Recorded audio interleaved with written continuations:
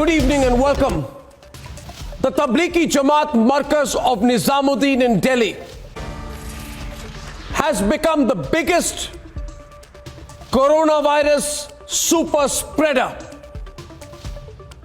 But still the organizers are unrepentant. They have broken every law of this country. They have been spreading hate against the lockdown. And they have told their followers to do everything possible to defy and defeat the national lockdown.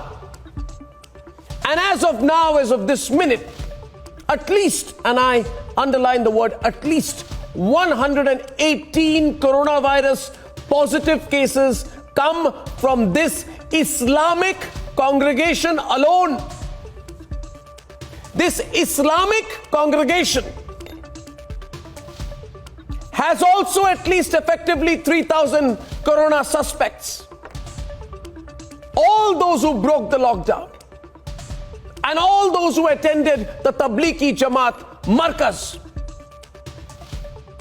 a congregation of Muslim clerics from 16 countries, many of them coronavirus affected, and 19 states. These people came together, and not only did they break the lockdown, but they actually asked their followers everywhere to break the lockdown. Can you believe it, viewers?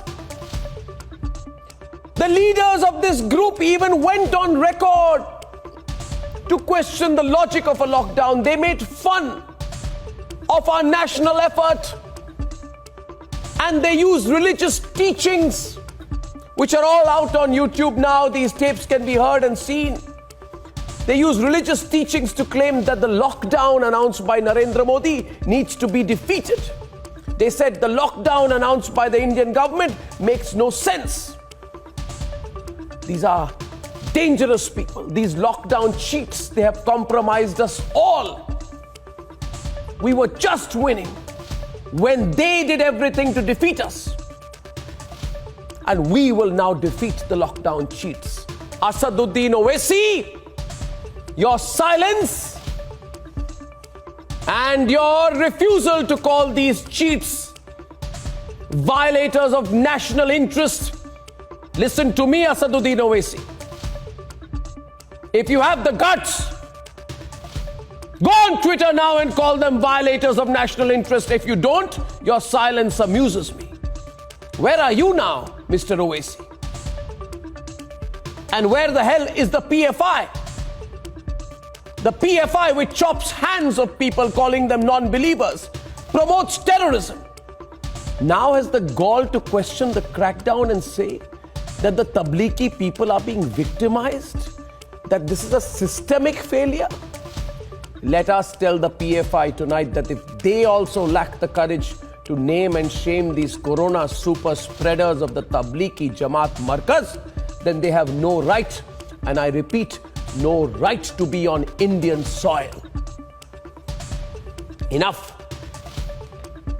I call upon the Indian government tonight to initiate strong steps, and I repeat, for a second night running.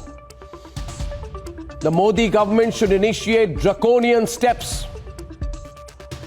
unforgiving steps to teach groups like the Markaz a lesson, make them pay, destroy their financial base, put huge fines on them, lock up their leadership in jail, but for God's sake, don't let them abuse Indian democracy anymore. The people of India who can't move ambulances in Shaheen Bagh,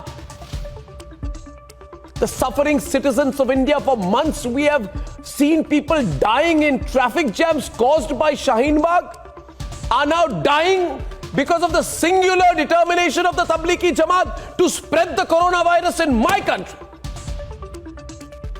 But even tonight we can win. We have identified the corona villains, and all we need now is a superhuman effort to isolate them. 1, catch them. 2, punish them. 3, and the greatest punishment will be to defeat them. and to defeat COVID-19. Tonight it has spread in the northeastern states and across towns and cities where the Tablighi Jamaat members spread it deliberately and with acute, deliberate callousness. Let them not say they didn't know what they were doing. No, we don't believe them.